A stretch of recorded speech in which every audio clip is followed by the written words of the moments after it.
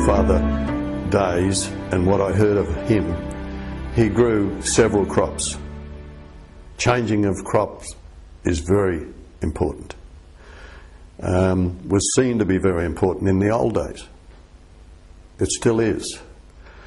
The fact of growing a lot of different crops makes life a lot harder for you, makes it a lot busier. Early days, we always grew our 4 or 5 different crops, probably 6 with Brussels sprouts in the winter also, and cabbages.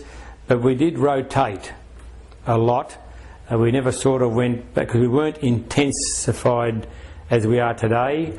We didn't have the fixed irrigation systems we have today. It was all the even spray sprinklers and the hoses, and the cost of production wasn't as great as today. And that was an advantage in those days, because we didn't overcrop. But we did rotate the crops, and we didn't have the problems we have today, like with club root and different things, or nematodes as today.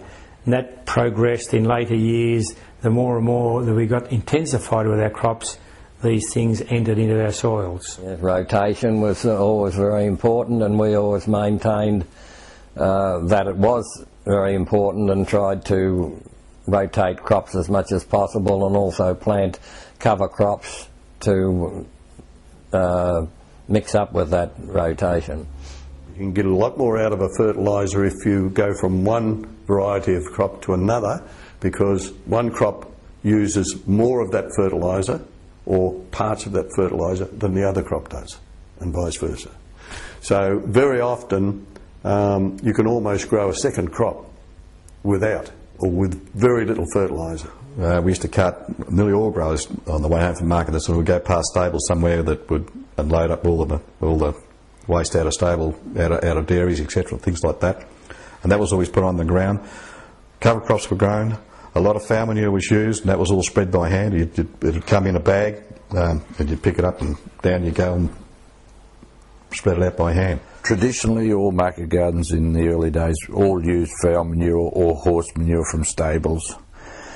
And I don't think we realised the benefit of that at the time. We did it, and it was our fathers before us and grandfathers did the same thing, and quite successfully. Soil was less stressed.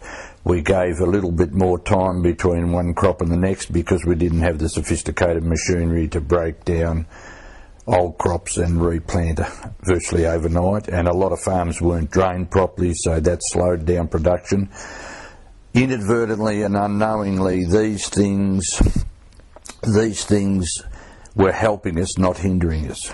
We went through that 20, 30 year phase where everything had to be done fast, everything had to be done on a cost basis, and mainly drifted away from foul manure or proper foul manure to artificial fertilisers.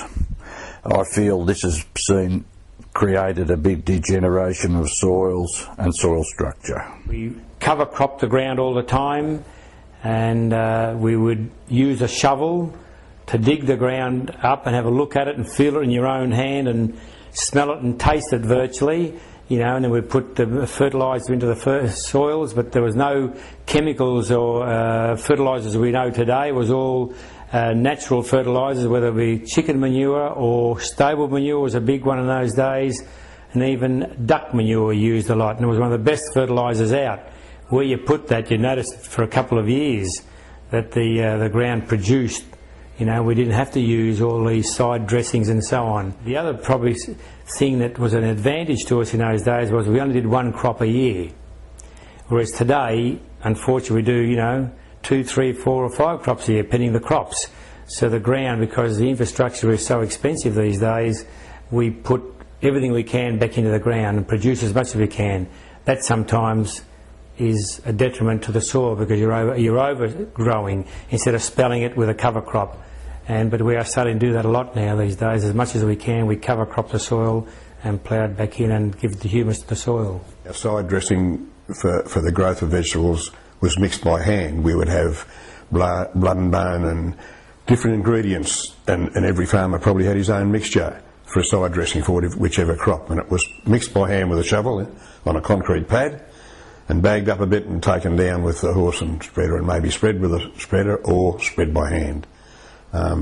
Early on I used to do that also when I started, when I was 16.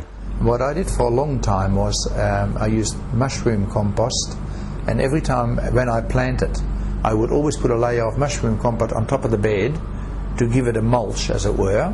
I'd have some fertiliser in there prior to that, so that I could create a healthy atmosphere for the soil. What would happen through that is I would very quickly get a lot of worm activity, and I'd created a fairly healthy soil and found that growing was more successful with healthy soil. The fertiliser side of it, we used to use fowl manure. We used to go into, there was a big poultry farm in Werribee run by people by the name of Carter Brothers. We used to bag the fowl manure and load it all on the trucks and bring it home, and then we used to have to pick up each bag of fowl manure under your arm and walk down the furrow with the fowl manure, tipping it out,